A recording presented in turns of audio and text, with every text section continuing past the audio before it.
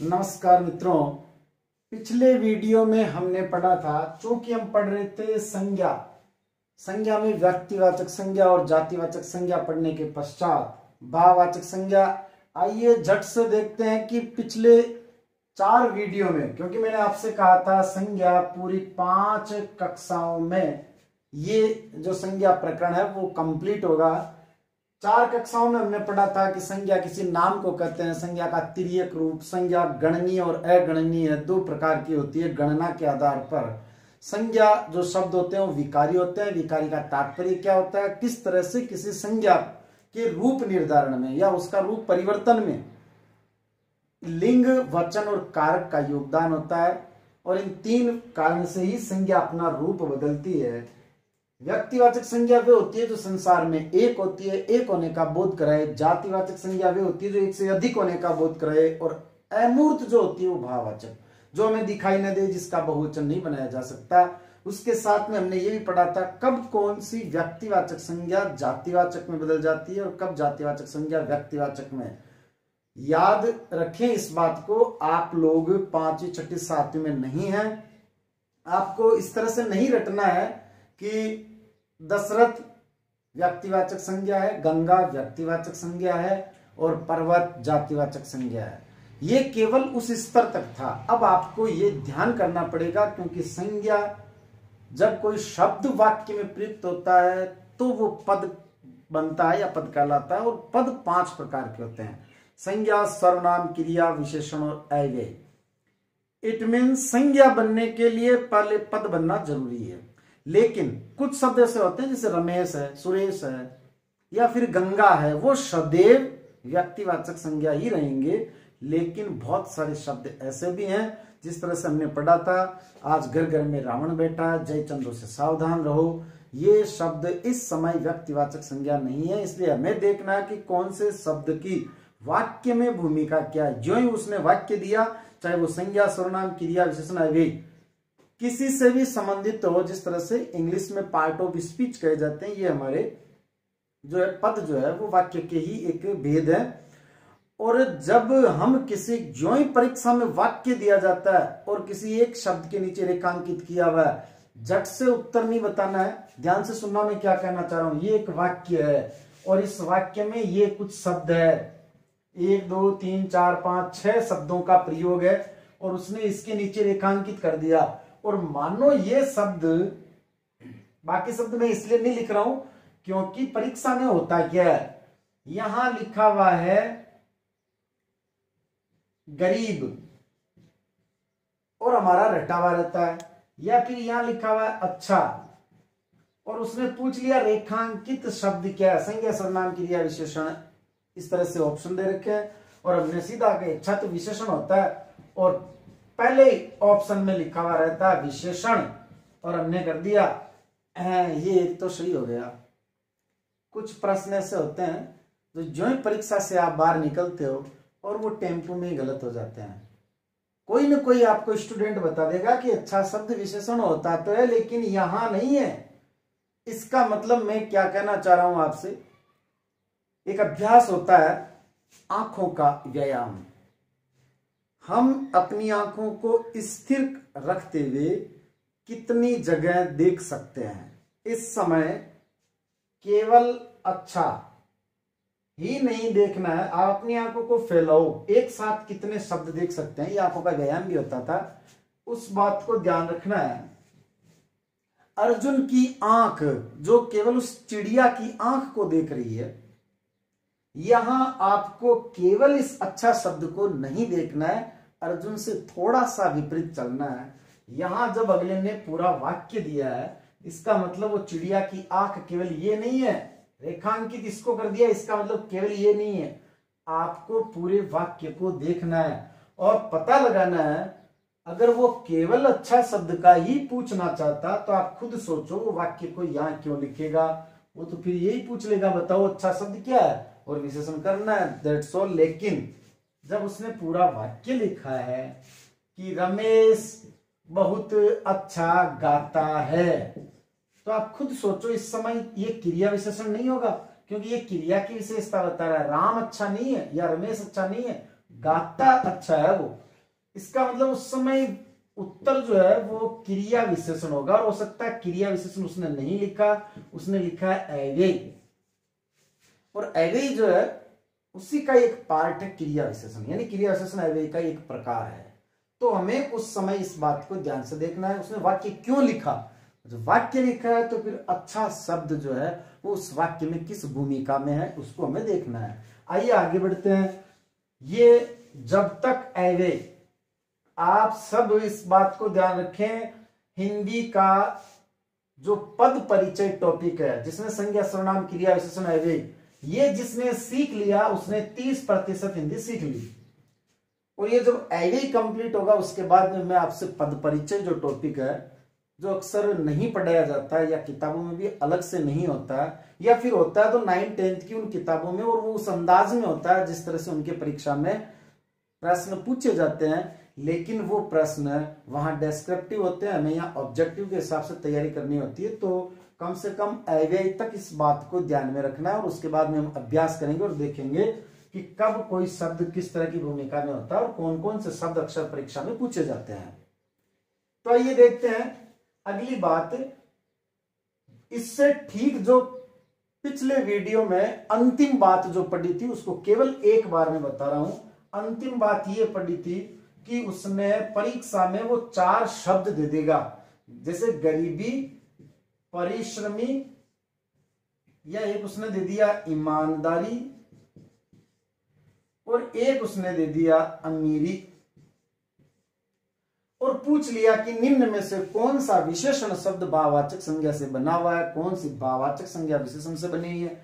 तो इसके लिए हमें क्या करना है, सबसे पहले तो ये पता करना है। देखो एक शब्द मैं केवल इसलिए लिख रहा हूं ताकि मैं क्या कहना चाहूं स्पष्ट हो जाए। यहां मैंने लिख दिया पंखा, तो सभी को पता है कि पंखा शब्द तो जातिवाचक संज्ञा है। यहां अगर मैं लिख देता वह, तो भी आप सब पता लगा लेते हैं, हम बड़ी आसानी से पता लगा लेते हैं कि वह शब्द जो है वो सर्वनाम है। तो हम जातिवाचक संज्ञा छांट लेंगे, हम सर्वनाम छांट लेंगे, हम क्रिया भी छांट लेंगे। अगर मैं यहाँ हंसना लिख देता तो आप झट से बता देते कि ये क्रिया शब्द है। लेकिन दिक्कत कहाँ आती है, जो परेशानी होती है वो होती है विशेषण और भाववाचक संज्ञाओं में अंतर को खोजना, और वही परीक्षा में सबसे इंपॉर्टेंट है। जहां दिक्कत होती है परीक्षा में प्रश्न वहीं से पूछे जाते हैं और वहीं से मेरिट बनती है। तो देखिए गरीबी जो शब्द है वो भाववाचक संज्ञा है। क्यों? क्योंकि गरीबी आदमी नहीं होता, गरीब आदमी होता है, और विशेषण के आगे संज्ञा का आना अनिवार्य है। तो गरीबी भाववाचक संज्ञा। परिश्रमी लड़का, इसका मतलब ये विशेषण है। ईमानदारी लड़का नहीं होता, इसका मतलब ये भाववाचक संज्ञा है। अमीर आदमी, यहां भी मैं अमीरी कर देता हूं, अमीरी, अमीरी आदमी नहीं होता, इसका मतलब ये भाववाचक है। तो एक प्रश्न, कई बार ये होता है कि प्रश्न परीक्षा में किस तरह से पूछे जाएंगे। तो देखो ये प्रश्न बन गया, निम्न में से कौन सा शब्द भाववाचक संज्ञा नहीं है, तो उत्तर क्या हो जाएगा, परिश्रमी।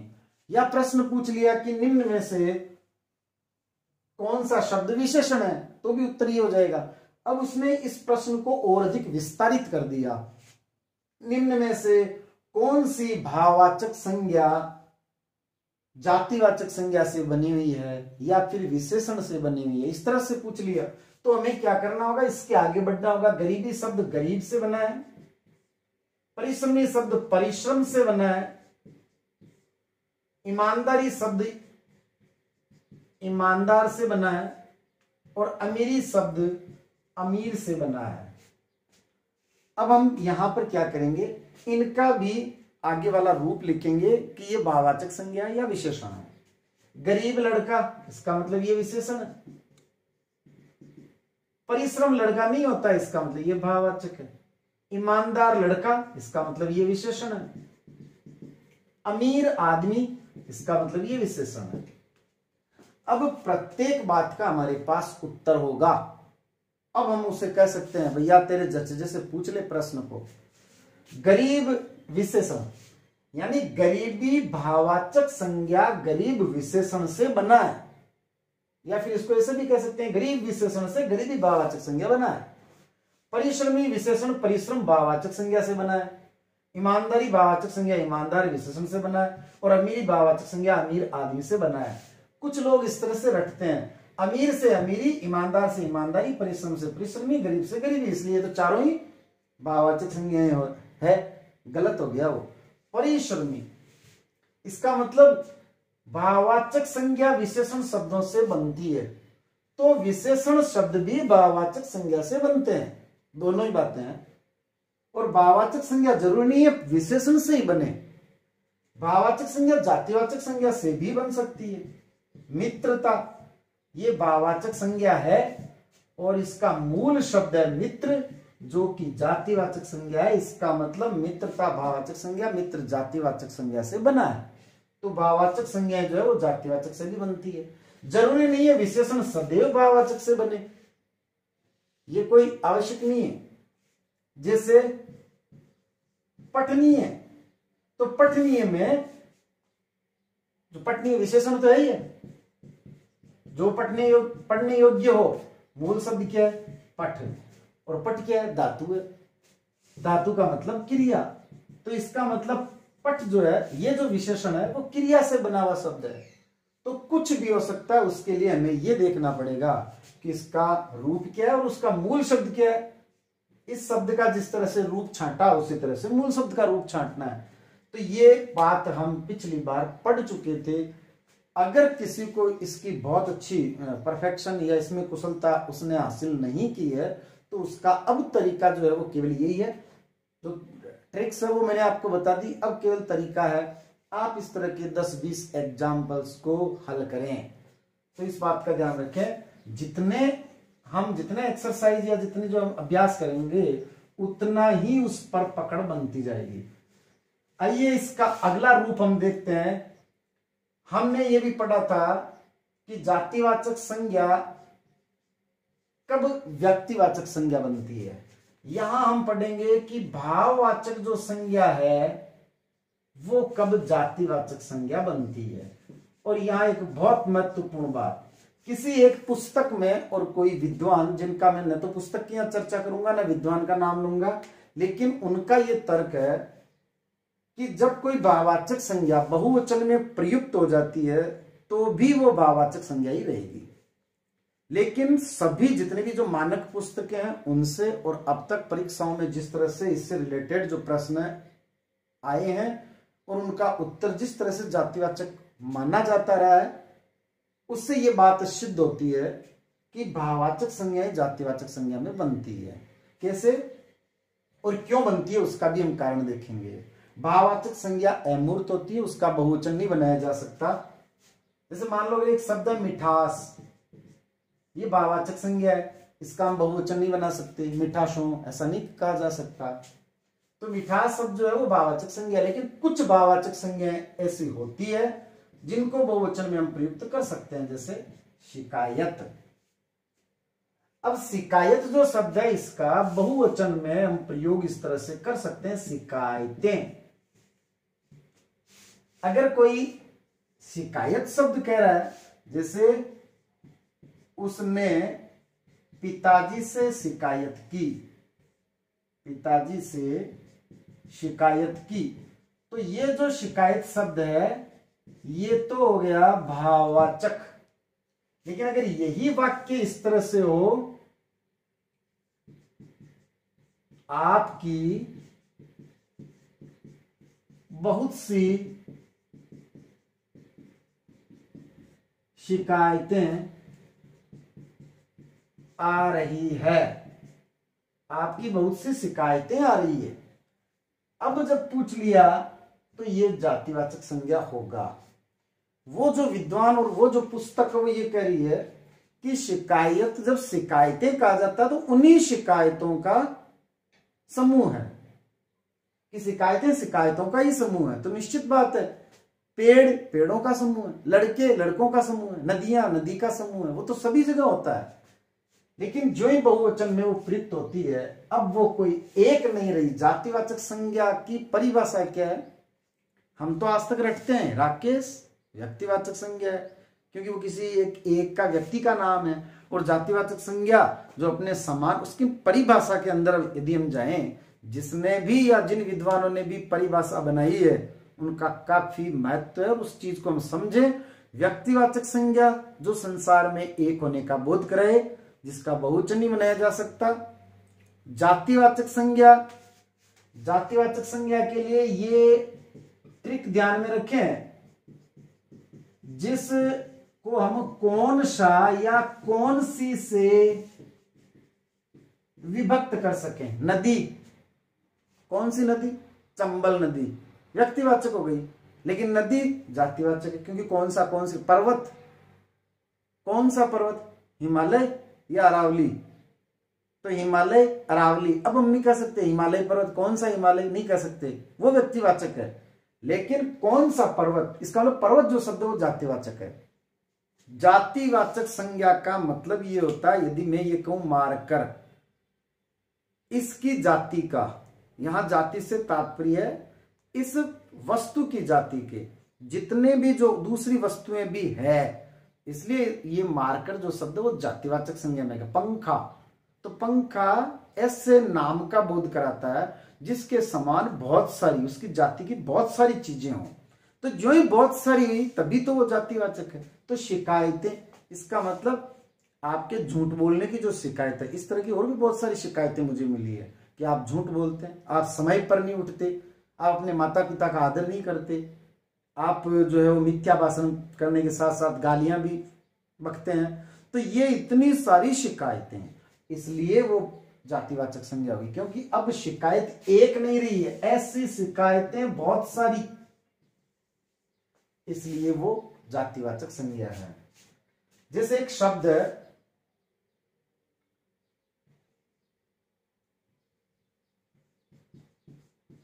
गरीबों या गरीब व्यक्ति, गरीब व्यक्ति दुख में जीवन यापन करता है। गरीब व्यक्ति दुख में जीवन यापन करता है। यहां दुख का पूछ लिया तो दुख जो है वो भाववाचक संज्ञा है। दुख, सुख, घृणा, क्रोध, ये सब जो है वो भाव है। उस पर दुखों का पहाड़ टूट पड़ा, दुखों का पहाड़ टूट पड़ा। एक दुख नहीं है, अब बहुत सारे दुख हो गए, इसलिए वो जातिवाचक संज्ञा में प्रयुक्त हो गया। तो इस बात का ध्यान रखें। पढ़ाई, पढ़ाइयां, पढ़ाई जो शब्द है वो जातिवाचक संज्ञा, भाववाचक संज्ञा है। ऐसी पढ़ाइयां तो मैंने बहुत पढ़ी, अब ये जातिवाचक संज्ञा हो गया। तो पढ़ाई जो शब्द है वो भाववाचक है, लेकिन पढ़ाइयां ये जो है बहुवचन बना, ई की मात्रा छोटी हो गई। नदी, नदियां, दी की मात्रा छोटी हो जाएगी। दवाई, दवाइयां, ई की मात्रा छोटी हो जाएगी। इसी तरह से जहां पर भी बड़ी ई की मात्रा और बड़े ऊ की मात्रा, हिंदू मात्रा बड़ी, हिंदुओं मात्रा छोटी हो जाएगी। ऊ और ई का यदि सबसे अंत में है तो उसमें मात्रा में लघुता आ जाती है यदि उनके बहुवचन का प्रयोग किया जाए। एक बार आप इसका स्क्रीनशॉट लें, फिर आगे बढ़ते हैं।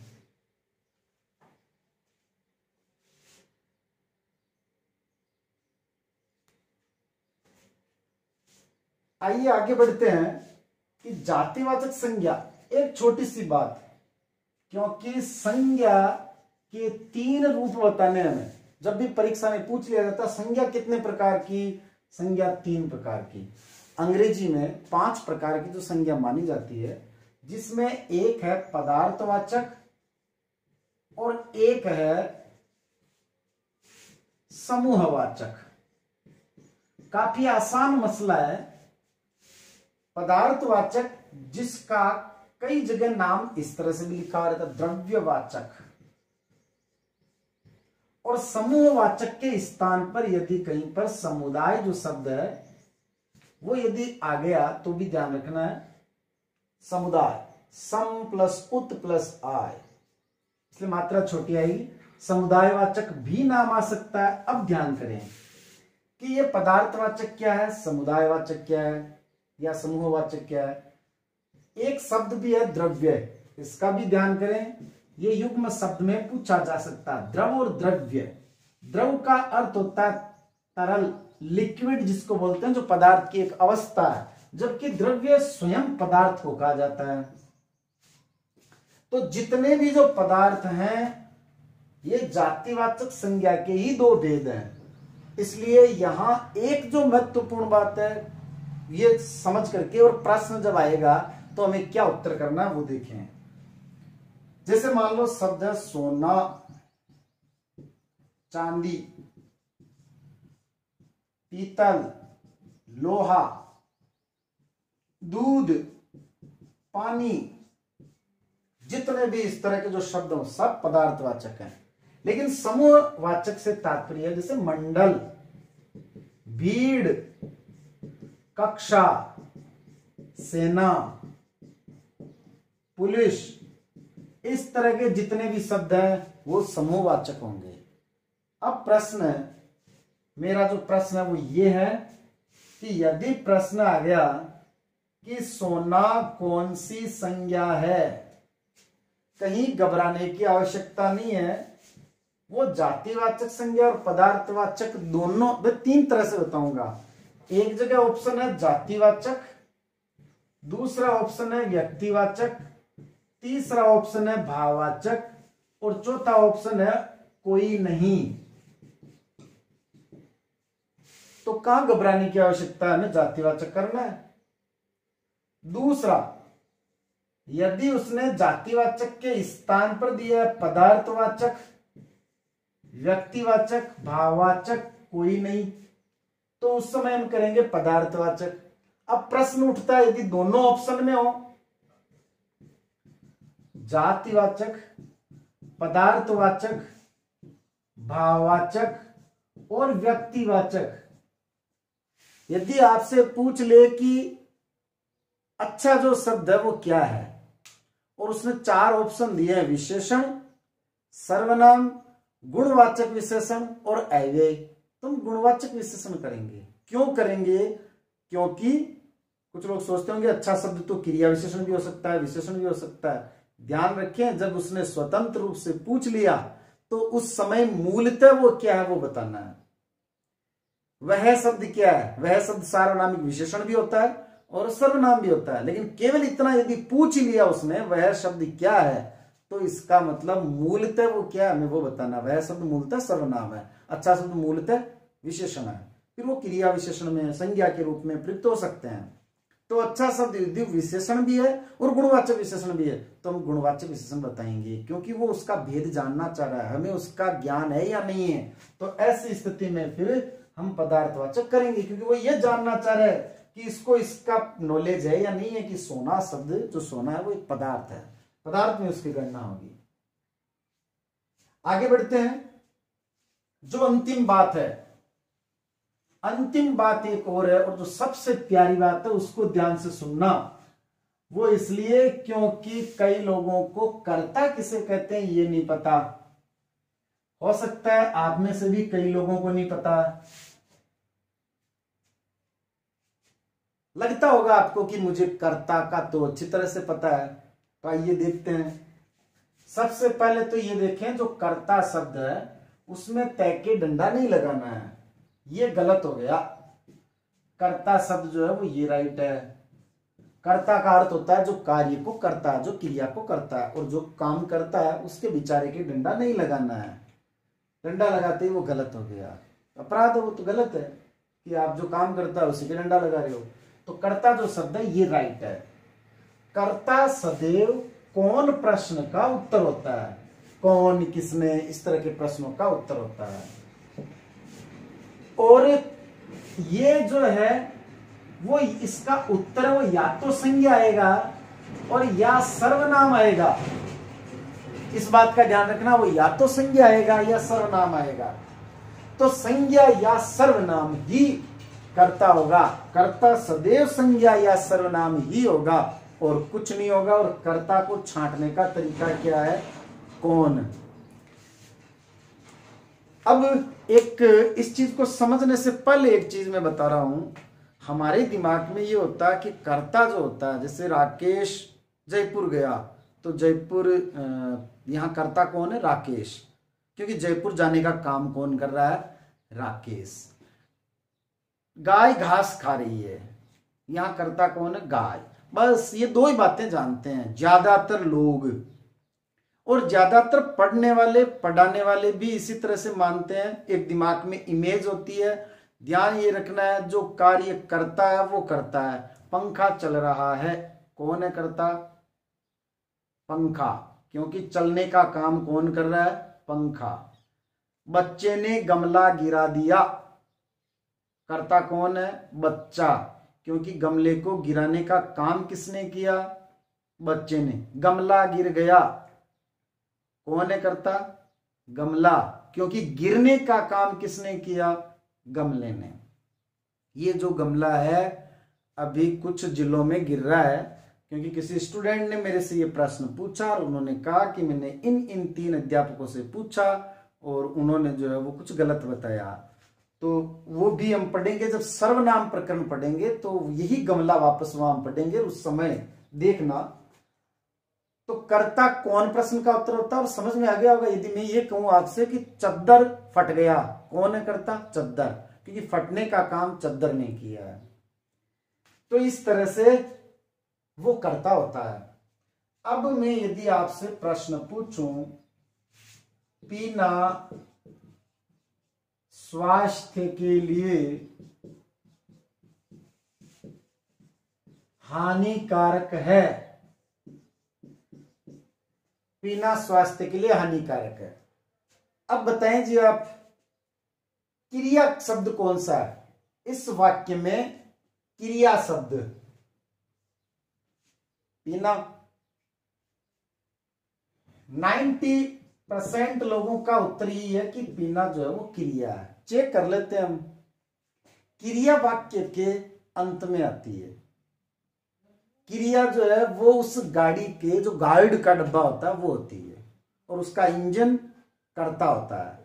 लेकिन कई बार क्या होता है, इंजन तो थोड़ा सा आगे पीछे हो सकता है, लेकिन क्रिया अंत में होगी।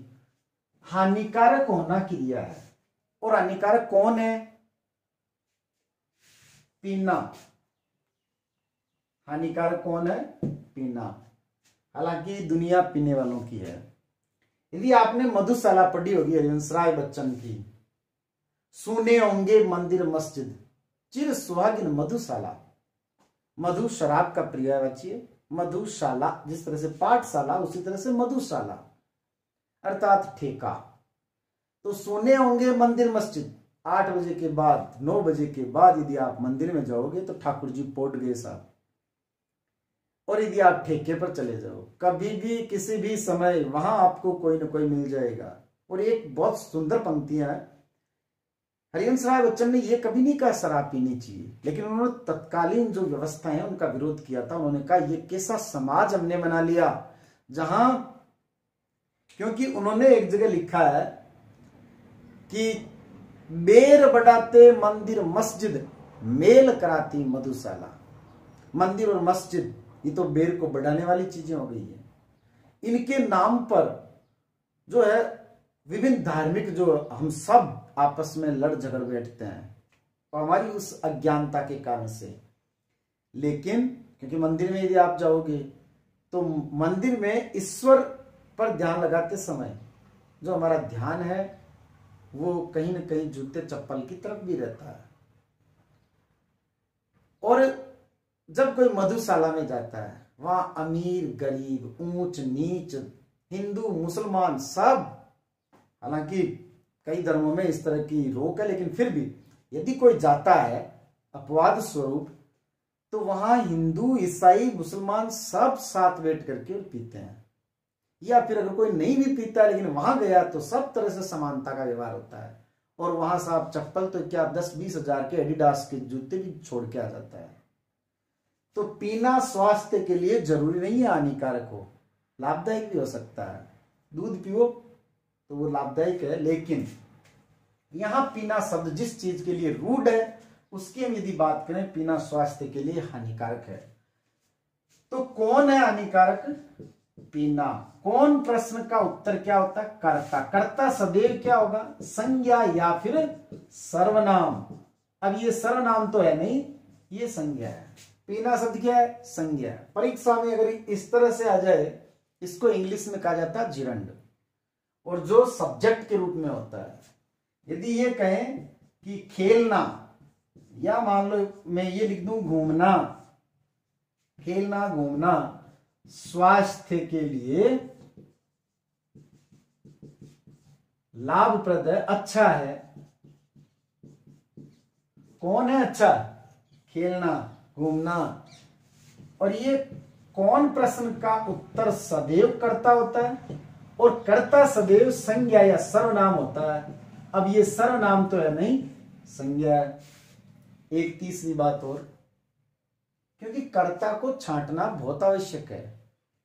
यदि मैं आपसे ये कहूं कि इस बार 15 अगस्त पर हमारे विद्यालय में बहुत भव्य कार्यक्रम आयोजित होगा, बताएं आप इस वाक्य में कर्ता शब्द क्या है? वापस सुने, इस बार 15 अगस्त को हमारे विद्यालय में एक भव्य कार्यक्रम आयोजित होगा। तो सबसे पहले आप क्रिया पर जाएं। आयोजित होना क्रिया है। यहां पर कौन होगा आयोजित? स्कूल नहीं होगी, 15 अगस्त नहीं होगा, भव्य नहीं होगा, कार्यक्रम, कार्यक्रम आयोजित होगा। तो कर्ता शब्द क्या हो गया? कार्यक्रम। तो इस तरह से कर्ता तो कम से कम छांटना आना चाहिए। और इस समय कार्यक्रम जो शब्द है वो संज्ञा है, क्योंकि कर्ता, संज्ञा और सर्वनाम के अतिरिक्त कुछ हो ही नहीं सकता। अब देखते हैं कि खेलना और घूमना यहां पर कर्ता। उसी तरह से देखो, अधिक बातें करना, अधिक बातें करना ठीक नहीं, या अधिक बोलना, ऐसे मान लेते हैं अधिक बोलना। वहां बातें करना हो जाता, लेकिन यहां एक शब्द में ले लेते हैं बोलना। अधिक बोलना ठीक नहीं। क्या ठीक नहीं? यहां ठीक होना क्रिया है। क्या ठीक नहीं है? बोलना। ये अधिक जो है वो तो इसका विशेषण हो गया, लेकिन केवल बोलना, क्योंकि अधिक, अधिक यहां क्रिया विशेषण नहीं है, गलत हो जाएगा। क्रिया विशेषण क्यों नहीं है? वो क्रिया की विशेषता नहीं बता रहा है, वो किसकी विशेषता बता रहा है? संज्ञा की। क्योंकि बोलना कौन ठीक नहीं है, क्या ठीक नहीं है, इसलिए ये संज्ञा शब्द है। और संज्ञा की विशेषता बताने वाला क्या होता है? विशेषण। इसलिए वो क्रिया विशेषण नहीं है। इस तरह के जो प्रश्न है वो आते हैं। अब प्रश्न ये है कि ये कौन सी संज्ञा है? ये व्यक्तिवाचक है, जातिवाचक है, या भाववाचक है? तो इनको हम क्या कहेंगे? मूलतः ये क्रिया है, इसलिए इन्हें हम क्रियार्थक संज्ञा कहेंगे, जो क्रिया का अर्थ तो देती है लेकिन क्रिया नहीं है, क्रियार्थक संज्ञा। तो वे क्रियाएं जो संज्ञा के रूप में प्रयुक्त होती है वो क्रियार्थक संज्ञा कहलाती है। ये वो महत्वपूर्ण बात है। पीना क्रिया नहीं है, खेलना क्रिया नहीं है, घूमना क्रिया नहीं है, बोलना क्रिया नहीं है यहां पर। इसलिए मैंने आपको कहा था जो ही वाक्य आता है सीधा टूट कर नहीं पढ़ना कि पीना तो संज्ञा वो क्रिया, ऐसा गलत हो जाएगा। पहले उसको समझें। इस समय उस वाक्य को पूरे को यहां से यहां तक नजर फैलाएं, देखें पीना का यहाँ क्या रोल है, और उसके बाद में उत्तर देंगे। संज्ञा को 5 क्लास में हमने पढ़ा है। उम्मीद है आपके बातें समझ में आई होगी। यदि नहीं समझ में आए, एक बार फिर जो है उनको जहां नहीं समझ में आए फिर से रिवाइंड करके देख लें।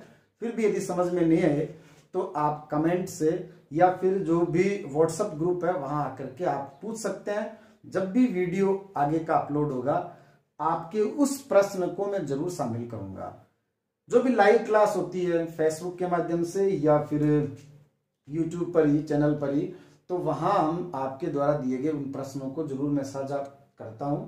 और जो गंभीर प्रश्न होते हैं और जो नॉर्मल से जो प्रश्न होते हैं उनका वहीं व्हाट्सएप ग्रुप पे या आप जो मुझे प्रश्न भेजते हैं वहां उनका उत्तर मैं देने का प्रयास करता हूं। फिर भी यदि कई बार ऐसा हो उत्तर नहीं दे पाया, इसका मतलब किसी कारण से कई बार देख भी लिया फिर वापस भूल गए, दूसरी बार तीसरी बार जब तक आपको उत्तर नहीं मिलता या फिर ये नहीं कहने को मिलता कि ये मुझे नहीं आता, तब तक आप मुझे मैसेज करें 2 बार 3 बार। ऐसा कई बार हो सकता है, हमेशा नहीं हो। अगले वीडियो में हम पढ़ेंगे अगली क्लास के अंदर सर्वनाम। और सर्वनाम जो टॉपिक है छोटा टॉपिक है, लेकिन फिर भी इसमें बहुत सारी चीजें ऐसी है क्योंकि प्रश्न सर्वनाम किसे कहते हैं, नहीं पूछा जाएगा। सर्वनाम कितने प्रकार के होते हैं, नहीं पूछा जाएगा। वह कौन सा सर्वनाम है, नहीं पूछा जाएगा। वाक्य देगा और पुरुषवाचक सर्वनाम और निश्चयवाचक सर्वनाम, और वहां फिर खेल जो है वो बिगड़ जाता है। तो जो प्रश्न अक्सर पूछे जाते हैं उन्हीं पर हम चर्चा करेंगे।